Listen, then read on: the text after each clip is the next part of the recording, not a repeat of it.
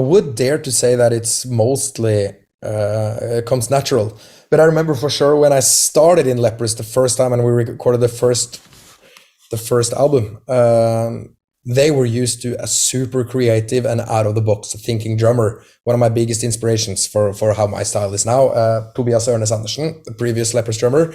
So it kind of but still me and him is so different, even though we're both kind of a little bit out of the box from a typical metal drummer. But I think if it wasn't for him, I would have sounded way more similar than, what can I say, other drummers. Because the rest of the guys in Leprous was pretty early and to the point, telling me, you can do something more out of that, or you can do something less kind of standard metal proggy playing out of those patterns or out of those riffs.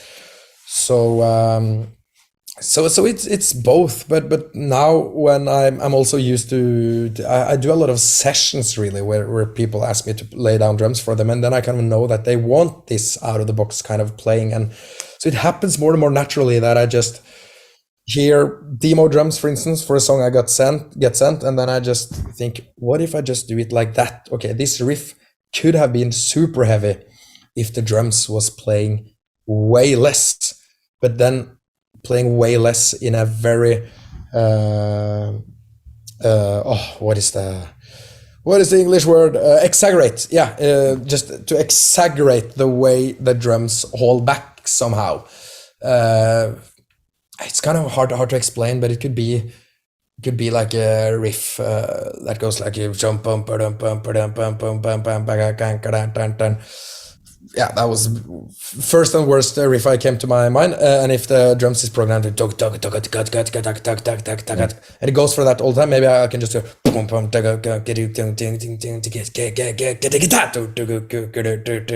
yeah, or if that you're doing drummer talk at me now. yeah. Sorry about that, but it's fine. I'm used to it.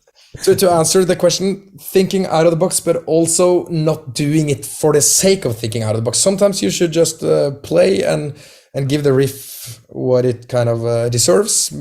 It's not always about the drums having to do something extremely clever, intelligent, well thought through stuff all the time.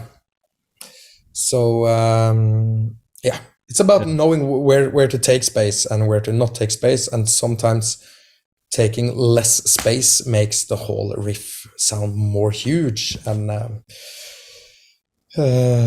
so it's the ears that decide really. It's just music. It should not be any rules or anything like that.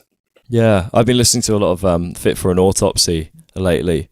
Yeah, like they have some quite like busy guitar riffs, and then drums just doing 4 on the floor, just like simple pattern, and it just works so well. Like it's almost frustrating because it's like you think, I want to do more, but it's just like the best thing sometimes is just the simplest. I know as a guitar player I sometimes overplay, or I write a riff and it's like I like it because I'm really like busy and challenged and it's difficult, but then I play it to someone like what are you doing? Like I'm enjoying it, but no one else is. So it's a bit of a balancing act, isn't it? Because you want to. How do you kind of balance like fight? No, as we say in Norwegian, it's all about not getting too excited, so you're enjoying too much, smelling your own farts. That's how we say it in Norway. For anyone that wants to know how to say that in Norwegian, how do you say that in Norwegian? That is important to not enjoy too much. To lukte sine egne fiser. That's to smell their own farts. Yeah. Excellent. That's typical when the musicians get too much into their own zone and they just enjoy a lot what they do, and they maybe have, for instance, like a 4 minutes guitar solo in between some songs, and the audience starts to get bored, but you're having the best time yourself. It's like you're getting lost in your own world somehow.